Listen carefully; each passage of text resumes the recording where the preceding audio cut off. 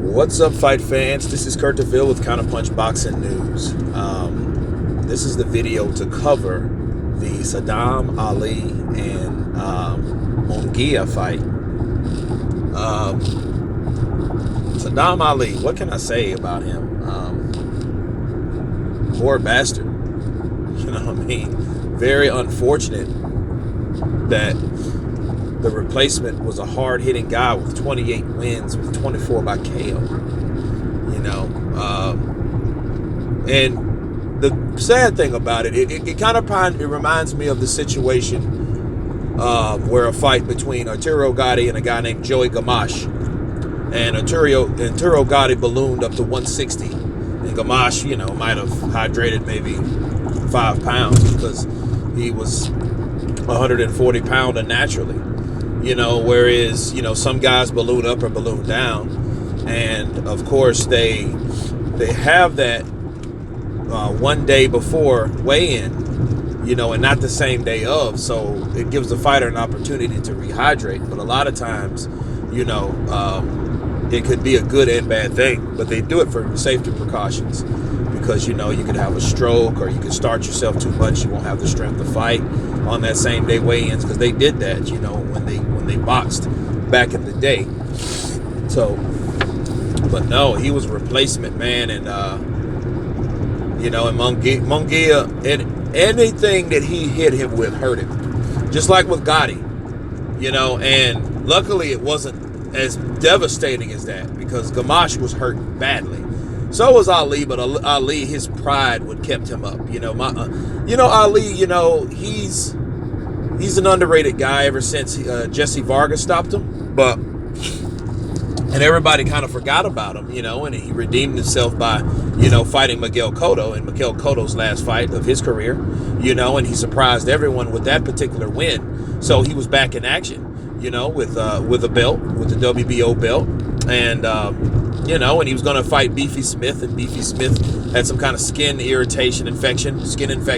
So he pulled out of the fight, and now the replacement was a guy that was a total beast, and really I think they should have done better matchmaking. But Ali, being the guy that he was, took the fight.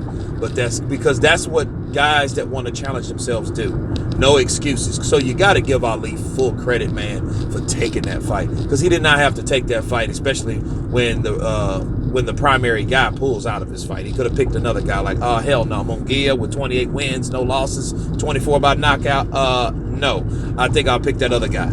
He should have picked the other guy, but he just showed that he's a warrior, and he showed his warrior's instinct and effort in there, and and that's it. He got knocked out.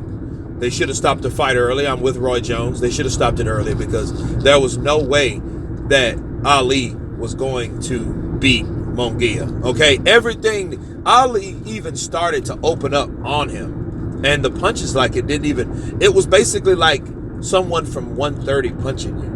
You know what I mean? He didn't even really make an effort to block the punches that Ali threw at him. That was the thing about it. It was crazy.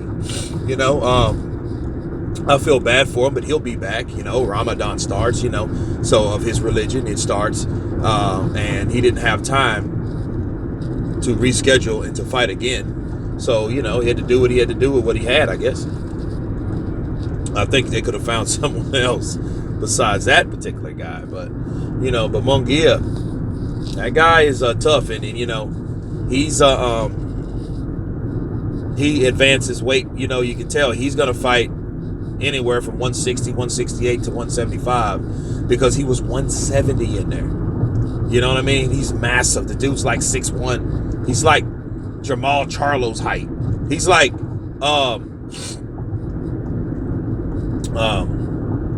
Jared Hurd's height. You know what I mean? Now that would be a massive fight. I would love to see a fight between him and Jared Hurd. That would be great too. Now you do have someone that is a champ that, I think he will be avoided though, Munguia, me personally, because the way he dispatched of Ali.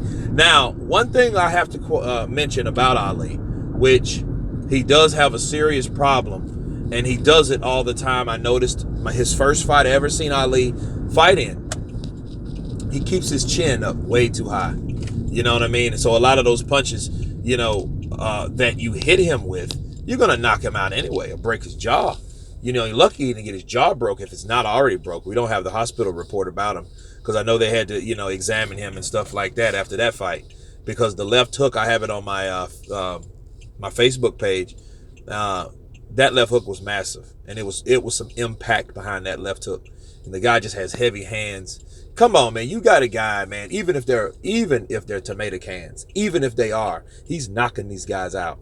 Even tomato cans have chins. Okay, that doesn't, you know, that a lot of people say, oh well, you know, guys, you know, he's fighting nobodies. Well, even nobodies have chins. They still get knocked out. So it still proves, wow, this guy has punching power.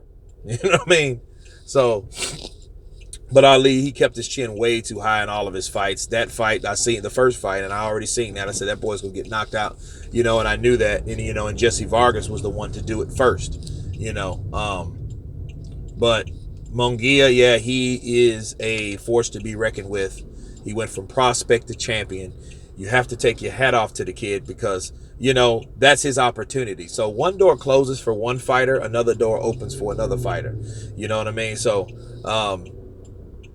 but I'm just looking forward to see this guy get back in the ring, you know, with somebody bigger, somebody that can handle him, you know, because this was a mismatch. You know, even though Ali was the champ, Ali, you know, he doesn't have the punching power. He doesn't have, you know, he didn't have the chin. I don't, you know, and then that's kind of unfair to say because we haven't seen Munguia fight anyone else. So we don't know how, you know, Munguia's punches will affect Jermell Charlo or Jared Hurd or Lara. You know what I mean? And a guy that big that punches like that, I don't see any of those guys wanting to fight him. You know what I mean? If Lara wants a belt so bad, he could go after that WBO and see, you know, if he can take that off Munguia. You know, that would be a challenge for him. Even though I wouldn't recommend that because I like Lara. I wouldn't recommend that in his point of his career right now.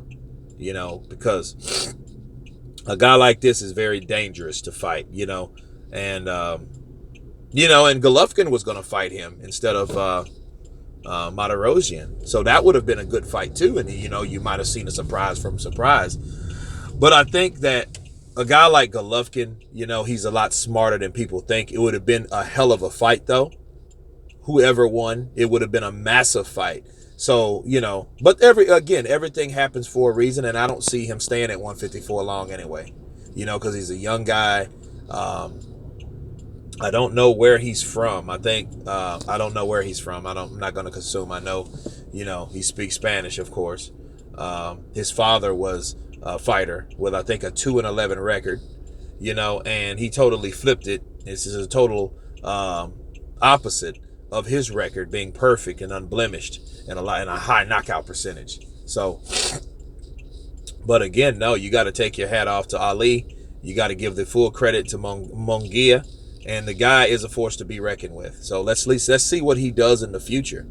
But no, that's it about that. You guys tell me what you think about this massive knockout of Ali and a win for Munguia. Please subscribe, and I will send the link below so you guys can check out that knockout for yourselves because it was massive and it is in slow-mo, so you guys enjoy.